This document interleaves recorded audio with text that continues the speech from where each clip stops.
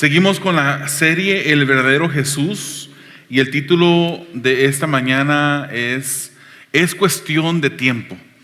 Es cuestión de tiempo. No sé si alguna vez a usted en la medianoche, cuando usted está ya por dormirse, a lo mejor ya tiene su pijama y está a punto de acostarse, llega una persona o alguien a su puerta y le empieza a tocar su puerta. Y le está tocando su puerta pero tan fuerte que usted de repente dice, tengo que abrir. A lo mejor ya estaba casi dormido o dormida y usted dice, voy a dejar que toque. No es que imprudente que esta persona esté tocando a esta hora del tiempo. Pero a veces pasa eso. ¿Le ha pasado a usted a veces eso? Que tocan en su puerta, o a lo mejor no tocan fuerte, pero el timbre, y tocan el timbre, y tocan el timbre, y tocan el timbre. ¿A cuántos de ustedes le ha pasado esto, hermanos?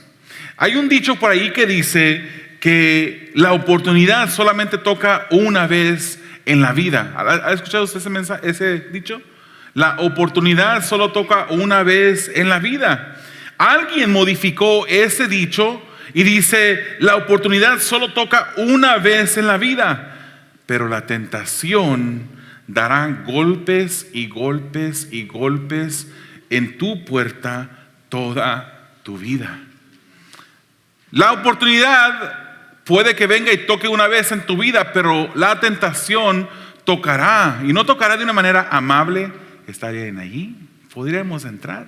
Va a tocar fuertemente, le va a dar palmadas a la puerta de tu corazón pidiéndote entrar. La tentación es algo con lo que vamos a lidiar toda la vida. Es cuestión de tiempo, así le llamamos a el título del mensaje de hoy. Es cuestión de tiempo.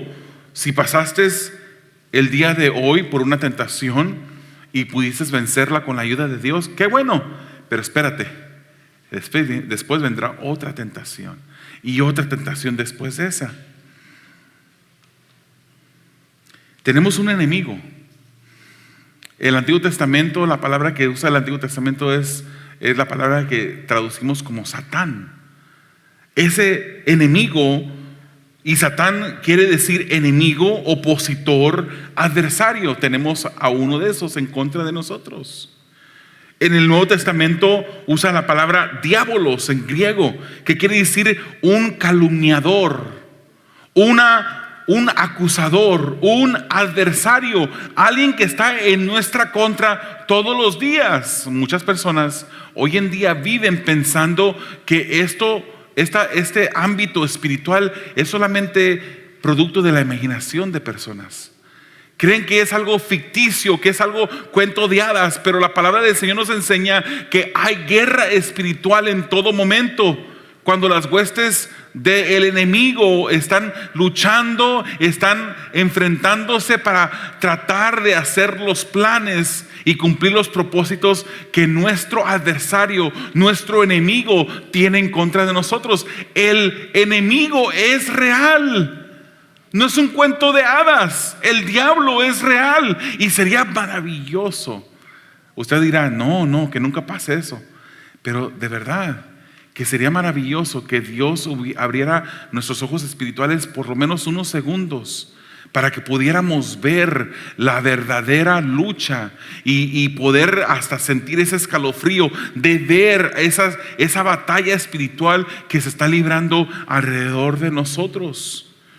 El enemigo no descansa. El diablo sabe que su fin está cerca. Sabe cuál va a ser su fin: en el lago de fuego. Él sabe y está apurado. Está luchando, está trabajando constantemente, buscando hacer tropezar a los hijos de Dios. ¿Es un hijo de Dios? Si usted es un hijo de Dios, entonces el adversario es su adversario. El enemigo es su enemigo. El que se opone se está oponiendo a usted. Él no tiene sus mejores intereses en mente. Él quiere destruirlo. Él quiere verlo sufrir las consecuencias de caer en la tentación. Y no descansa, hermanos. Fíjese lo que dice 1 de Pedro capítulo 5 versículo 8. Practiquen el dominio propio y manténganse alerta. Cuidado. Alerta, manténgase alerta. Su enemigo el diablo ronda como león rugiente buscando a quien devorar. No es un cachorrito, hermanos. El cachorrito, cuando lo vemos en una foto, videos de un cachorrito león que acaba de nacer, uno dice qué tierno se mira. El cachorrito bien alimentado, bien gordito, no se mira amenazador para nada. A mí no me gustan los gatos para nada, hermanos. No, nunca me pregunte que si quiero un gato regalado, porque ni regalado lo quiero. Pero, bueno, mi esposa sí, por ella sí lo aceptaríamos. Pero los cachorritos se miran bonitos, en las fotos se miran bonitos los cachorritos. Hermanos, muchas veces pensamos que Satanás es un cachorrito y que tiene nuestro mejor interés, pero la Biblia lo describe como la serpiente antigua. Él no es un cachorrito, él es un león y bien colmilludo. Un león que está buscando hacernos caer. Pedro nos manda a ejercer dominio propio, a estar alerta. Y esta mañana vamos a ver el ejemplo de Jesús en el pasaje de hoy. Vamos a ver estas tentaciones a las cuales Jesús se enfrentó. Y Juan, hermanos, las resume. Las 3 tentaciones. Él las resume en 1 de Juan capítulo 2 versículos 15 al 17. Vamos a leerlo. Léalo conmigo. Dice: no amen al mundo, dice, ni nada de lo que hay en él. Ahora, dice, da una opción ahí. Si alguien ama al mundo, el amor del Padre no está en él. El que ama al mundo no puede llamarse hijo de Dios. El que ama al mundo, lo voy a repetir, el que ama al mundo no puede llamarse hijo de Dios. Dice: no amen al mundo ni nada de lo que está en el mundo, porque el que ama al mundo, el amor del Padre no está en él. El versículo 16 dice, y aquí resume las 3 herramientas que Satanás usa para tentar a Jesús. Dice: porque nada de lo que hay en el mundo, 1, los malos deseos de la carne; 2, la codicia de los ojos; 3, la arrogancia de la vida. Ninguna de estas cosas proviene del Padre, sino ¿de dónde? Del mundo. El mundo se acaba con sus malos deseos, pero el que hace la voluntad de Dios permanece para siempre. El apóstol Juan nos está dando una advertencia: no amen estas cosas, no amen los deseos de la carne, los malos deseos de la carne, no amen la codicia de los ojos, no amen la arrogancia de la vida, porque si tú amas eso, no puedes llamarte un discípulo de Jesucristo. No es posible. El primer punto tiene título de los deseos de la carne. Vamos a leer Mateo 4 versículos 1 al 4, que es el pasaje que nos atañe el día de hoy. Dice: luego el Espíritu llevó a Jesús al desierto para ser tentado por el diablo. Después de ayunar 40 días y 40 noches, tuvo hambre. El tentador se acercó y le propuso: si eres el Hijo de Dios. Quisiera hacer una voz así medio tenebrosa, pero no puedo. Si eres el Hijo de Dios, ordena a estas piedras que se conviertan en pan. Jesús respondió: está escrito, escrito está, no solo de pan vive el hombre, sino de toda palabra que sale de la boca de Dios. Aclaramos una cosa: dice la Escritura que el Espíritu llevó a Jesús al desierto. No nos dice que el Espíritu de Dios movió a Satanás a tentar a Jesús, porque Dios no puede ser tentado por el pecado, ni tienta a nadie.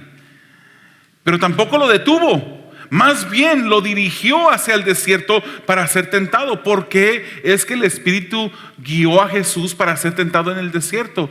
Era necesario que Jesús fuese tentado.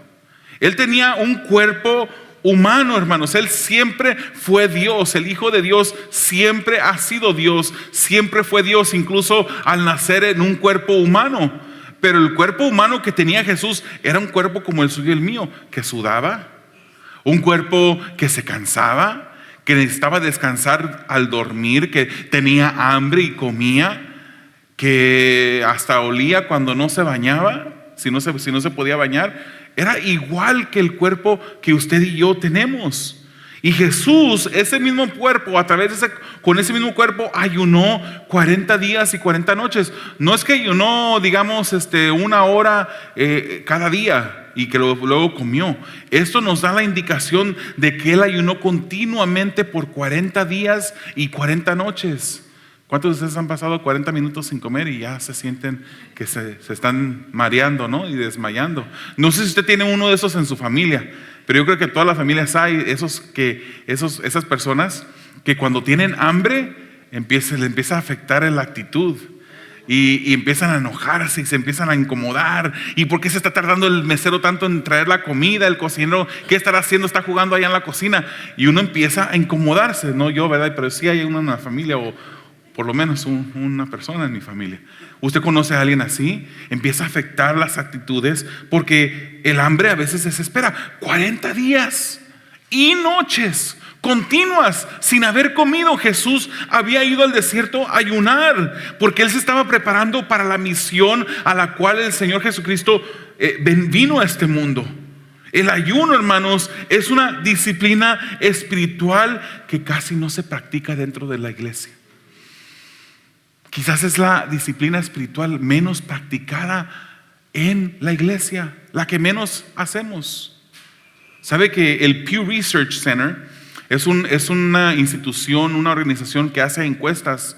Hizo una encuesta y dijo que para las fechas especiales, fíjese, para las fechas especiales aproximadamente solamente 2 de cada 10 evangélicos ayunaban para las fiestas especiales. No estamos hablando de una vida continua de ayuno, sino solamente 2 de cada 10, digamos en un día de Pascua, un día de resurrección, 2 de cada 10. Como que si nuestro enemigo, que es el diablo, estuviese part-time, nada más trabajando, tiempo completo. A veces está despierto, a veces se va. No, Él está continuamente acechando nuestras vidas, tratando de hacernos caer. El ayuno, hermanos, es un tiempo apartado para Dios. ¿Qué es lo que es ayunar? Tenemos diferentes conceptos de lo que es ayunar. Muchas personas dicen que tienes que ayunar como los judíos ayunaban, que ayunaban desde las 6 de la mañana hasta las 6 de la noche. Puede ser. Yo nunca he ayunado 40 días continuos, así como Jesucristo. Pero tenemos testimonios de personas que lo han hecho, han ayunado 40 días y 40 noches. Mire, vamos a ver rápidamente qué es lo que es el ayuno, qué es lo que no es el ayuno, para aclarar algunas confusiones. Primeramente, la Biblia no nos da una orden dentro del contexto cristiano evangélico del Nuevo Testamento, no nos da una orden acerca de qué tan frecuente debemos de orar, ni cuál debería ser el método, ni cuál debería ser la largura de nuestro ayuno. No hay ninguna indicación en el Nuevo Testamento que nos diga, mira, hora de tal hora a tal hora, solamente agua o así. No hay ninguna indicación. En Mateo 6 podemos ver que el ayuno, uno de esos versículos en la que se menciona, no hay frecuencia ni método.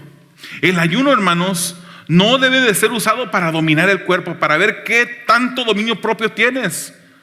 No debe de ser usado para eso. El ayuno no debe de ser usado para dieta, aunque yo lo necesite. No debo de usar el ayuno para una dieta, para perder peso. El ayuno no es una llave de lucha libre. ¿Cuántos de ustedes les gusta la lucha libre? No es una llave de lucha libre en la que agarramos el brazo de Dios y lo torcemos para que Él haga lo que queremos que haga. No es una llave de lucha libre. El ayuno no es una herramienta para mostrar qué tan espirituales somos. No. Eso lo hacían los hipócritas, los fariseos. Ayunaban y llegaban todos débiles. Ay, es que estoy ayunando.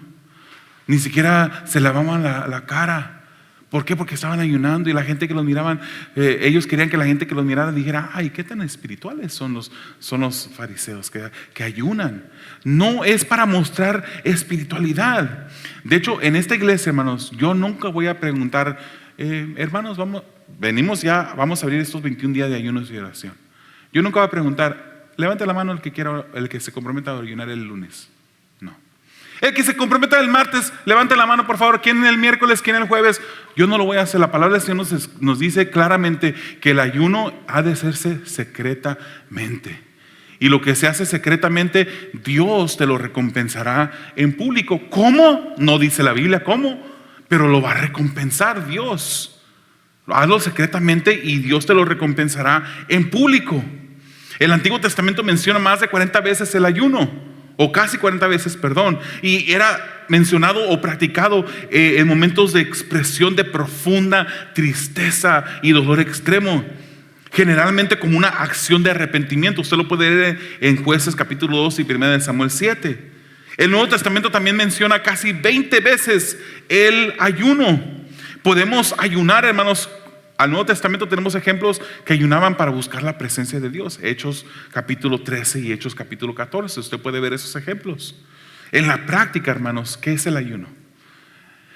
El ayuno es un tiempo en el que dejas a un lado las necesidades terrenales. La comida incluye eso y otras cosas. Y en ese tiempo dedicado a Dios lo enfocas enteramente a Dios, para profundizar tu relación con Dios, para que lo uses como algo que Dios tomará para edificarte, edificar tu vida. El ayuno está ligado a la oración. Cuando ayunamos, oramos. Si usted puede leerlo, lo ve en Lucas capítulo 2 y capítulo 5. El ayuno es un tiempo de búsqueda de Dios y su presencia. No es un tiempo en el que usted está distraído. Lamentablemente hay personas que trabajan, ¿verdad? Y en una opinión muy personal, el que está trabajando distraído con diferentes cosas y no piensa ni siquiera en Dios, eso no es ayunar, eso nomás es pasar hambre. Mi opinión personal es que deberías de apartar ese tiempo. No tiene que ser un día entero, hermanos. No tiene que ser 8 horas, pero pueden ser unas horas, unas 4 horas. No sé, como Dios te dirija, pero que sea un tiempo de ayuno apartado de las necesidades terrenales y enfocado a Dios. Algunas personas a lo mejor no pueden ayunar por alguna situación de salud, pero apártate, come, ayuna, dedica ese tiempo, come lo que es saludable, lo que debes de estar comiendo porque no puedes por alguna situación médica de, no sé, diabetes o alguna otra cosa, pero dedica ese tiempo a Dios.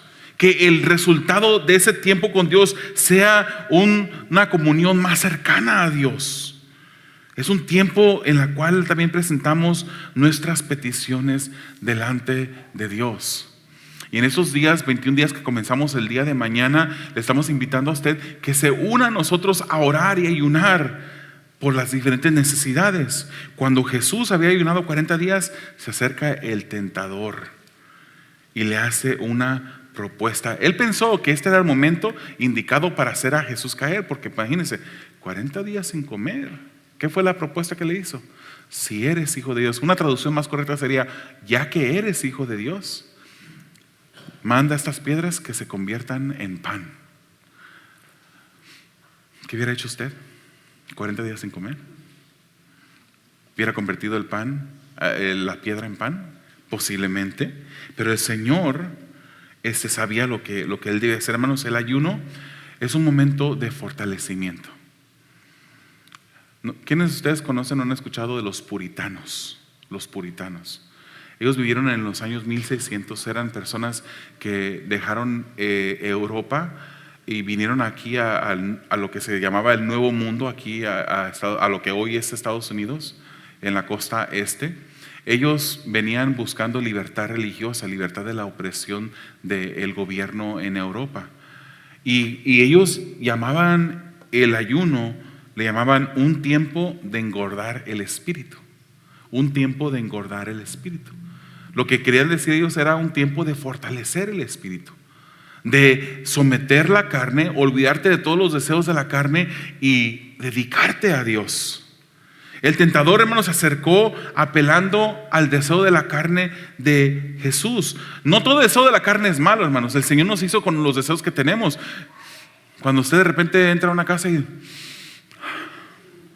como que huele a carnitas. Qué rico huele, ¿verdad? No sé, mis hermanos guatemaltecos, ustedes pensarán de alguna comida que es muy distintiva en su olor, y usted dice, aquí están cocinando esto o lo otro. Y Dios nos hizo con esos métodos sensoriales para poder degustar de cosas y decir, oh, ya me dio hambre, qué rico huele esto, qué rico huele aquello. No todos los deseos de la carne son malos. Dios nos creó con deseos en nuestra carne.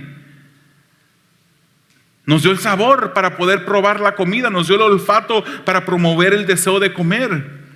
Pero no todo deseo en su aplicación correcta es mala, pero puede ser mala. El Señor nos creó con deseo de intimidad, de una relación sexual, pero ejercitado fuera del matrimonio es pecado. El deseo sexual debe de ser practicado dentro del matrimonio, de acuerdo a lo que la Biblia nos dice. Le dice, si eres o ya que eres hijo de Dios. El enemigo estaba trabajando para romper la comunión que Jesús tenía con su Padre en esos 40 días. Pero Jesús se para firme y le contesta con la palabra. El verbo, Jesús es el verbo, ¿verdad? La palabra le contesta con la palabra. Y cita Deuteronomio 8:3. Dice, con lo que te enseñó que no solo de pan vive el hombre, sino de todo lo que sale de la boca del Señor. Esta es una cita en un contexto cuando el pueblo de Israel se le está diciendo, tú dependes de Dios, tu dependencia está en el Señor. Y el Señor Jesucristo ahorita lo cita la palabra, las escrituras del Antiguo Testamento. La palabra, usa la palabra. Es por eso la necesidad de practicar las disciplinas espirituales en nuestras vidas como cristianos, hermanos. La palabra es un arma poderosa. Hay personas que andan con pistolas, ¿verdad? Con armas de fuego. Y no estoy hablando de criminales, estoy hablando de ciudadanos que tienen permiso para portar armas. O policías que también no necesariamente andan en su uniforme, andan fuera de servicio, pero traen su arma. Una persona que maneja un arma debe de ensayar usando la arma, porque si no practica el uso de la arma, esa arma se vuelve un peligro para la sociedad, para los inocentes. Nosotros tenemos una arma que podemos cargar sin licencia, y esa arma se llama la palabra de Dios, y debemos de ensayarla. Lamentablemente, algunas personas que se reúnen los domingos en las iglesias ni siquiera abren su Biblia toda la semana. Y la traen con ellos, porque hoy en día ya es común traer la Biblia en las aplicaciones de los teléfonos. Cargamos con el teléfono. Se nos olvidó la Biblia, ahí regresamos por ella porque está dentro del celular. Pero no la leemos. No nos sirve un arma que no hemos usado, que no estamos ensayando. Llegará el momento cuando la necesitemos, y si no la sabemos usar, caeremos presa fácil del enemigo. El segundo punto, la arrogancia de la vida. Ahora apela a otro tipo a otra área de la vida de Jesús. Mateo 4:5-7 dice, luego el diablo lo llevó a la ciudad santa e hizo que se pusiera de pie sobre la parte más alta del templo y le dijo, si eres hijo de Dios, tírate abajo, pues escrito está, ordenará que sus ángeles te protejan y ellos te sostendrán en sus manos para que no tropieces con piedra alguna. Fíjese nomás qué atrevimiento, Satanás citándole la escritura a Jesús. Y el versículo 7 dice, también está escrito, así le contesta Jesús, no pongas a prueba al Señor tu Dios. O sea, que lo lleva a un lugar alto de la ciudad santa de él. Y en ese pináculo del templo lo para allá al frente, ahí arriba, y le dice, ¿qué no dice la Biblia que si te avientas mandará a sus ángeles que te protejan? Hazlo. Lo tienta con esa arrogancia de la vida. Aviéntate, tírate, que al cabo te sostendrá. Y él cita Salmos 91:11. Eso es lo que dice Salmos 91:11. Se lo voy a leer. Porque Él ordenará que sus ángeles te protejan en todos tus caminos. Satanás cita Salmos 91. Él conoce la Biblia, hermanos. El engañador conoce la Biblia, pero la tuerce. Lamentablemente, hay muchos diablillos que se paran detrás de púlpitos todos los domingos y tuercen la escritura a su conveniencia. ¿Sabe que en estos días estaba viendo un video de un pastor? Estaba enojado, era evangelista, no sé, era predicador. Estaba enojado y voltea a ver al pastor de la iglesia y le dice: no me vuelvas a hacer esto, varón, no me vuelvas a hacer esto, porque y te lo voy a demostrar con la palabra que no deberías hacerme esto. Y empieza a buscar y como que no encontraba, y te lo voy a decir con la palabra, y le daba vuelta a la Biblia y terminó en 1 Samuel capítulo 7. Parece como que le canceló la fecha, algo así. Como que lo había invitado a predicar y le canceló la fecha, le movió la fecha, y estaba enojado el predicador porque le había movido la fecha. Y para demostrarle al pastor de la iglesia que no debía de haber hecho eso, le dice: mira lo que dice 1 Samuel capítulo 7. Y empieza a leer una escritura que en su contexto está hablando de Samuel en una condición de tristeza. Llegó un tiempo cuando ya el pueblo quiso ser igual que las otras naciones y pidieron ellos que se les pusiera un rey como en las otras naciones. Ya no querían el liderazgo de profeta, de sacerdote, de juez que Dios usaba a Samuel haciendo esas cosas. Dios dirigía al pueblo a través de Samuel, pero ellos no querían ya a Samuel, querían un rey como las otras naciones. Entonces Dios le dice: no te han desechado a ti, sino que me han desechado a mí. Y el predicador usa eso, me has desechado. O sea, lo que haces en contra de mí lo estás haciendo en contra de Dios. ¿Qué tiene que ver eso con las escrituras? No se crea usted nada de lo que yo diga aquí, hermano, sin que usted examine bien el contexto de la palabra. Cuestióneme, hagámoslo en orden, ¿verdad? Si tiene una pregunta, hablemos después del servicio. Cuestionen lo que yo les digo aquí. Asegúrense que lo que yo les esté presentando sea una exegesis de la palabra, no una eisegesis. Parece lo mismo, pero son dos cosas diferentes. El exegesis es una interpretación de la palabra con X. Exegesis, donde uno considera el contexto. Uno mira el contexto del párrafo. El párrafo antes, el párrafo después, la oración antes y después de lo que estamos interpretando. Vemos el capítulo antes, el capítulo después, el libro entero, de qué se trata el libro. Vemos el contexto bíblico, porque la Biblia no contradice la Biblia. Vemos el contexto histórico, el contexto cultural. Todos esos contextos tenemos que tomarlos en cuenta cuando tratamos de traducir una escritura. Eso se llama exegesis. Pero el hombre que se pare detrás de un púlpito y a la escritura no mire los contextos, sino que le inyecte sus presuposiciones, sus propias agendas, sus prejuicios, no está haciendo exegesis de la palabra, está haciendo eisegesis, que es incorrecto. Entonces se parece a Satanás, porque ¿qué fue lo que dijo Satanás? Él cita la palabra, pero la cita incorrectamente. Incluso con Eva trató de hacerlo, ¿se acuerda? En el jardín del Edén le dijo: ¿con que Dios te ha dicho que no comas de ningún árbol? No, Dios no dijo eso.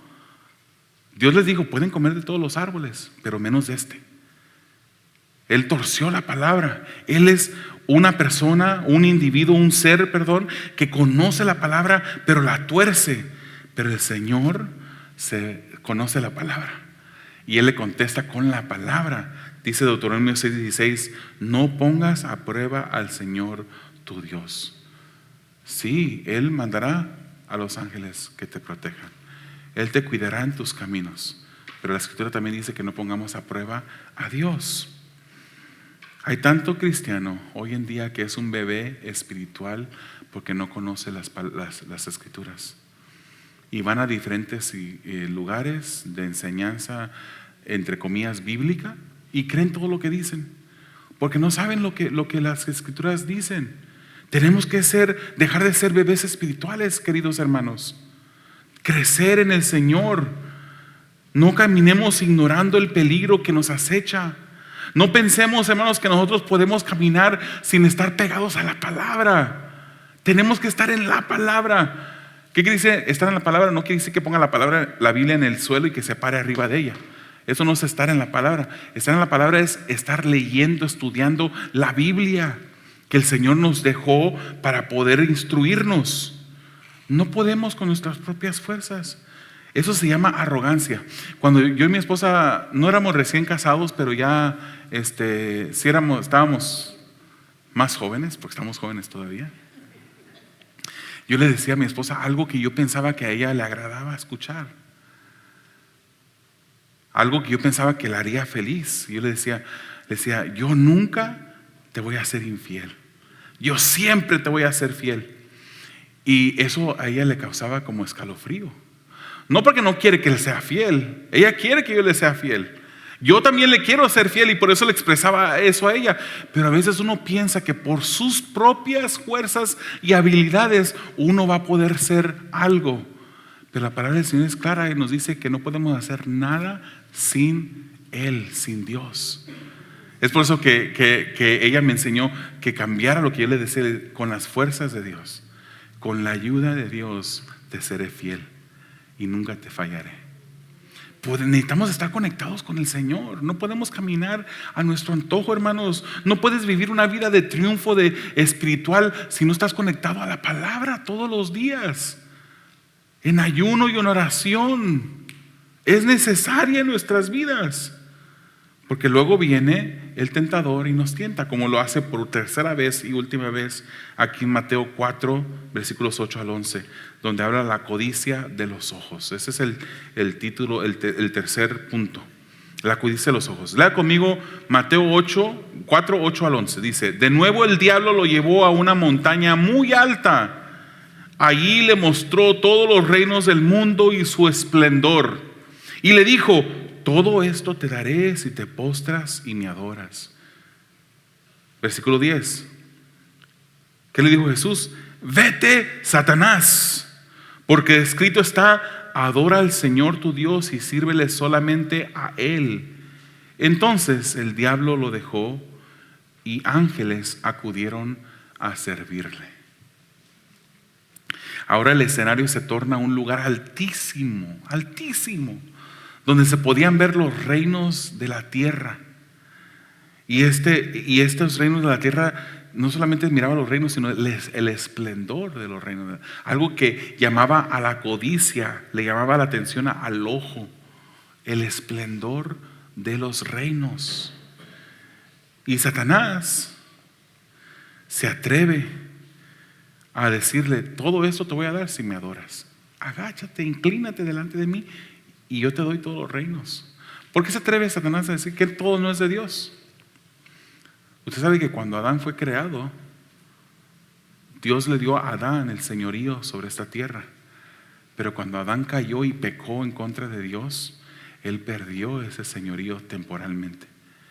Y temporalmente Satanás, el enemigo de nuestras vidas, ganó posesión o control temporal de esa tierra. Es por eso que Romanos capítulo 8 dice que la creación gime esperando ser libertada de la esclavitud de corrupción. Todo lo que hay en este mundo está corrupto. ¿Cuántos de ustedes se alegran cuando sale la hierba, esa hierba espantosa en la tierra? No estamos hablando de zacate, no estamos hablando de las flores, de los árboles. Salen esas hierbas que nada más empiezan a crecer y nuestras yardas se miran, nuestros patios se miran horribles si no lo atiende uno. Así no lo creó Dios. Dios no creó esas cosas feas. Pero eso es un ejemplo de cómo esta tierra está bajo corrupción por el pecado que entró a través de Adán. Y la tierra gime la manifestación del Hijo de Dios para ser libertada de su esclavitud a la corrupción.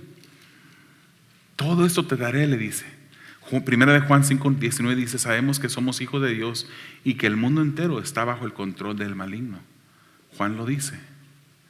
Todo eso te daré, le dice, si te postras y me adoras. Pero ¿qué le contesta el Señor Jesús? Vete, aléjate de mí, enemigo, vete. Y él cita la escritura correctamente en Deuteronomio 6:13, que dice: teme al Señor tu Dios, sírvele solamente a Él. La Biblia nos dice, hermanos, que debemos de mantenernos en comunión con Dios, que le debemos de servir solamente a Él. Pero la codicia de los ojos es algo que Satanás usa para lograr sus planes en tu vida si tú caes en esa tentación. El ser tentado no es pecado. Eso es claro en la palabra. Jesús fue tentado, pero la Biblia nos enseña claramente que Jesús fue sin pecado. El ser tentado no es pecado. El pecado es caer en la tentación. Eso es el pecado. Cuando uno cae, cuando el pecado, la tentación da palmeadas en la puerta y uno le abre y dice: entra. Cuando dejamos que esos pensamientos tomen control de nuestras vidas y las llevamos al corazón y llevamos esa tentación a la acción, eso es lo que es el pecado. La Biblia nos dice, hermanos, que el Señor le contesta: enemigo, vete. ¿Y qué fue lo que pasó con Jesús y con el enemigo? ¿Acaso es como una historia de cuento de hadas? Y lo derrotó el Señor Jesús y todos vivieron felices por siempre. No. El enemigo fue derrotado en ese momento. Pero si usted va a Lucas capítulo 4 también y lee el versículo 13, es el final de este mismo relato. Y fíjese lo que dice Lucas 4:13. Así que el diablo, habiendo agotado todo recurso de tentación, lo dejó hasta otra oportunidad. Si tú has vencido las tentaciones que el enemigo te ha presentado a tu vida, espérate, que regresará. El enemigo, el tentador, el que acecha nuestras vidas, regresará. No sabemos cuándo tengas que sacar el arma. La Biblia dice: si el padre de familia supiese cuándo llegará el ratero a la casa, se prepararía. No sabemos. ¿Cuántos de ustedes sabían que les iban a robar ¿Alguno de ustedes le han robado su casa alguna vez? Yo me recuerdo en Los Ángeles, vivíamos en Watts con mi abuelita y llegábamos de la iglesia y la puerta así abierta, poquito, todo oscuro, y la puerta ya, se metieron a robar. No avisaron. ¿Qué atrevido? Ni siquiera avisan. Si avisaran, nos prepararíamos. El padre de familia que supiese que viene el ladrón se prepararía. Nosotros no sabemos cuándo vendrá el ladrón, el tentador, el enemigo. Tenemos que estar preparados. No solamente los 21 días de ayuno y oración que estamos comenzando, todos los días de nuestra vida. Preparados. Porque cuando Él tenga una oportunidad, Él va a tratar de entrar, a hacerte caer. Cierra tus ojos, inclina tu rostro, querido hermano. Es tiempo que comiences a ensayar con tu arma, el arma de fuego que Dios puso en tus manos, que es la Biblia. ¿Sabe que en Efesios capítulo 6, cuando nos habla de la armadura que ha sido dispuesta para el creyente, para el cristiano, el discípulo de Jesús, nos habla de muchas herramientas para protección de la cabeza, un escudo, protección del pecho, protección de los pies, de muchas áreas de nuestra vida? Pero solamente nos da una arma ofensiva, que es la espada del Espíritu. Dice Pablo en Efesios que es la palabra de Dios. ¿Qué estamos haciendo? no ensayando nuestra arma, no practicando con nuestra arma, para poder estar listos para cuando venga el momento. No sabemos cuándo ha de venir la tentación. Es por eso que debemos de estar constantemente preparados. Hermanos, todos batallamos con diferentes pecados. Nunca pongas tu confianza en ti mismo. No pienses que por tus fuerzas, por tus habilidades, por tu, entre comillas, espiritualidad, tú podrás vencer. Debemos de buscar a Dios continuamente, de poner en Dios nuestra confianza, porque serás tentado.